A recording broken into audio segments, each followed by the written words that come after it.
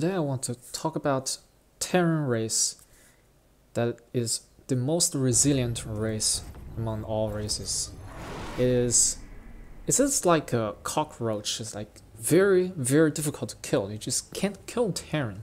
It's a defensively very strong race, and also has a lot of harass potentials. And so I'm gonna show you in this game, for example, it happens so many times, and I'm sure it happened to you before as well, that you lost so much economy when you play Terran, and you lost so much stuff in your opponent, your Protoss or Zerg opponent, just killed so much of your stuff, killed so many of your workers, yet still you pull together an army and just manage to turn it around and defeat your enemy in the end. And this happens is because the Terran is such a resilient race and he has all the tools to come back from a very difficult situation. Like Terran has mules, which means you don't have to maintain a very high worker count. So there are so many times that you have half the amount of worker than your opponent, yet you can still get enough economy to do a final struggle, a final comeback, to get another chance to get back into the game, or rather to just to place your last bet to win the game. Yeah, I mean, it happened to me so many times that I got so frustrated, I got so discouraged by opponent's attack, because their attack may appear to be very vicious, very scary, in a moment it seems that I had no solution to it. I had no economy, I couldn't produce as much, and then maybe I would just quit the game. So in this video I'm gonna just show you one of the example how Terran can just pull back, just come back from a very bad situation, so that you don't have to be discouraged, just keep playing the game, just keep trying. You don't have to just leave the game when you lost half your workers. You still have a chance. It's Terran. It's not like if you're Zerg, obviously if you have lost half your workers before 10 minutes, then you probably should quit the game, because how the economy works for Zerg. It really depends, but for Terran you always have a chance. So let's take a look at this game. Basically, I was under very heavy attack. It was almost like all-in. It's really scary. He built almost only mass lane banks, and attacked me several times, and I suffered a lot of damage. And I'm gonna show you in a moment. I'm gonna just speed up the replay a little bit so I get to the critical point. So early game, nothing really special was happening. Basically, it's just me doing a Hellion harass and controlling the map. And I got a little bit greedy. I cut one drone kill and got all those Hellions killed. So that was a very bad trade, just in case you wanted to know. Okay. So behind this, I was getting 3rd CC, getting more barracks. Okay, he's getting a lot of drones. Let's check the drone count, worker count. My worker count at 5 minutes was 34 was pretty bad. He was approaching 50, so his macro in early game was really good, on point. He's saturating his 3rd. It's very nice, nice macro by him. On the other hand, my macro was not really ideal. 34 workers was really not that good. I should have at least 36, ideally 38.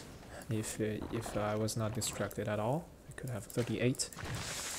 Alright, let's just speed up a little bit more. Let's see, next critical point. Not much, he had some lings in front of my base, not much of a threat. And he's morphing a lot of banelings. I think, yeah, he's preparing for a big push, getting a macro hatch as well. So here, look at this. This is another interesting thing I just learned today. So basically, he got 3 spores here. He already had 1 spore here, but then he got another 3 spores. So why? Why is that? Notice that I'm doing a drop right now, and I was gonna send another drop down here as well. So what this means, those spores means, is that he is preparing for an all-in. He's gonna attack, doing a really big attack. As you can see here, he's massing units, and he doesn't want to spare his units to stay at home and protect his main or whatever base. That's why he spends so much money on spores that you totally shouldn't when you were playing a normal macro build order. Like when you're playing macro game, you're not supposed to waste so much money on this because you don't know that. Obviously, I wasn't going for Cloak Banshees, and even if I had a Cloak Banshee, you don't do this. Even if I had a BCs, you don't do this. So it's really absurd that he did this. So when I saw that, it meant only one thing, that was that he was preparing for a big attack, and he just kind of lazy, doesn't want to use units to defend, and he just wanted to have static defense at home, and that would be it. So that, I think that was a mistake about him. However, it worked because I wasn't really looking when I did the drop over there.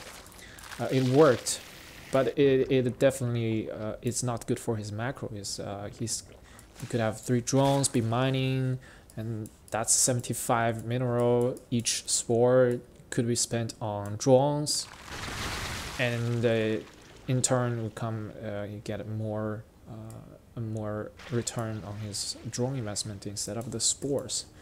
But still, it worked out because I dropped there and I didn't look, and the medevac just died.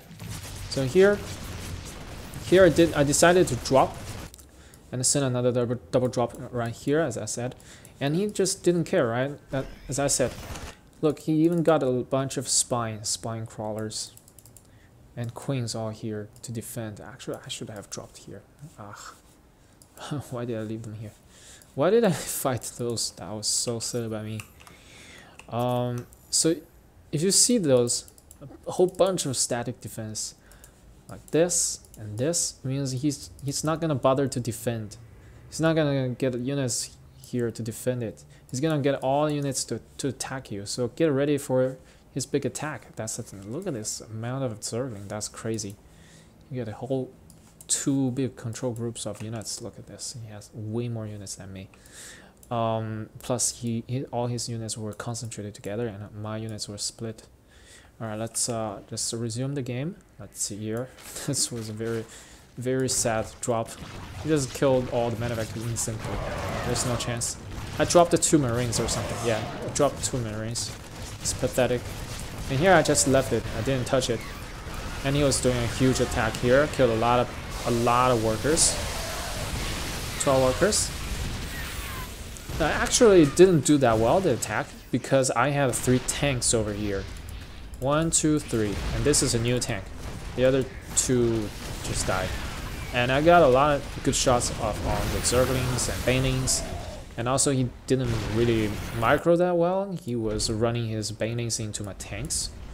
So yeah. Look at this. I didn't suffer that much at this point, but he doubled my army value. So I think this build is very all-in. Very all-in. It's just like he's just trying to kill me. So what I can guess is that he has this mentality that he thought that he did a lot of damage, and I was way too behind to come back, so he should just mass more units and just kill me. I think that was his thought process, but in reality I didn't lose as many workers. I lost 12 workers, which is totally fine to attack that magnitude, and I was getting more marines out as well. I had a lot of production going on. Alright, so let's continue, speed up the game a little bit, and see his second big push. This time with a lot of mutas as well. Once again, it's a very scary push, and he got all the way into my main base. The Zerglings were working on the supply depot instead of my units, and this time he did kill a lot of my workers because of the lings everywhere and the mutas everywhere. I had no turrets. I was not expecting mutas at all. And as you can see here, I had only 37, 36, 35, 34. And losing more and more workers in counting. 29 workers at one point. I had only 29 workers. Lost 45 workers. And you might be thinking, I am dead. There's no way I can come back from this. And that's exactly what I thought. I looked at my base. My main base is half saturated. My natural is completely empty. My third is the only base that is saturated. And I have my fourth just started mining. So I thought I was dead in this game. There's no way in hell I could come back from this. If the Zerg just macroed a little bit, you know, if the Zerg just had a little bit more drones, who knows? Maybe he had this base, maybe he had this base, and he had 100 drones, and he could just remax and kill me over and over again. And then he did another YOLO attack. He sniped my fourth base. That wasn't even full health. I got back up to 40 workers. Some massive banging hits. That was not a great trade by either of us. Both of us could have done better, I guess. But yeah, after this, still the total supply is not that far behind. And what I could do was to just transfer this CC over here. Terran CC can just float away. That's so convenient. So when you're running low on mineral patches, you can just float away. And very soon you'll get a very big economy boost. So here I was like desperately trying to just do some counter damage, you know, that what there's no other things I can do. That's the only thing I can try right here. The last resort is to do a big final push, get all together instead of sitting back and getting killed over and over and over. Someday maybe he will figure out that he needs to macro and build more drones. So I did pre-split. Very nicely defended, I guess. So we have two tanks, a very nice anchor point. So at this point, I realized he actually didn't have that much. So he didn't have much behind all those big attacks. And I got up the ramp, split in the ring, siege up the tank, and just F2A move all my marines, get them across the map, do damage, kill him, kill the Zerg. And once the Zerg lost his momentum, it's very hard to come back, unlike Terran. Because Terran has siege units, you can place a siege tank on the ramp defensively, and it's pretty hard for your opponent to break, no matter what race it is. As opposed to Zerg, especially how Zerg units are produced, they have to be rallied to some point. So if you rally these over here, they're gonna just run into Marines and just die. So, like Zerg maybe is not the most resilient race in this kind of situation, when the Terran army is right in front of your base and there's really not much you can do, as opposed to Terran, as you have seen that a bunch of Zerglings, mutas and everything, they're everywhere in my base, yet still I survived. So that's what I'm talking about, how just unkillable Terran is. So don't be discouraged when this kind of thing happens to you, like you lose all the workers in the natural and you can't get your fourth base up. It's fine, it's still totally fine, you still have a chance. You know, drop mills and mass units and stim, and you can obtain your victory that way. So keep fighting, stay hopeful.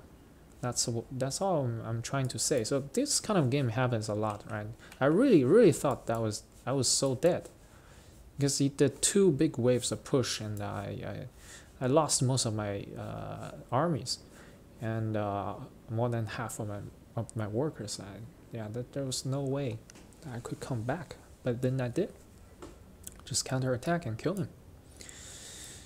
So also obviously this is there's another decision to make. You don't want to sit back when this happened twice to you. You don't want to just sit back and I'm gonna macro out of this. No, you can't. If the Zerg actually decide to macro, if he actually decided to take 2 more bases at the same time and you don't attack him, it's only gonna get harder for you. You get up to 100 drones and he can just push and kill roll banelings into your mineral line all day long, and there's nothing really you can do anymore. So the only solution is to grab all your units to attack, counter-attack. That's the only thing you can do in this situation. Okay, so that is that. Well, this is a very nice example, but definitely not the only example. There are so many examples on ladder every day. You know, you and me, we've all been through this kind of games, like desperate games, and you make a comeback. So yeah, that is this video, and thank you for watching. Consider subscribing, and I will upload more. Thank you for watching. See you next time. Bye.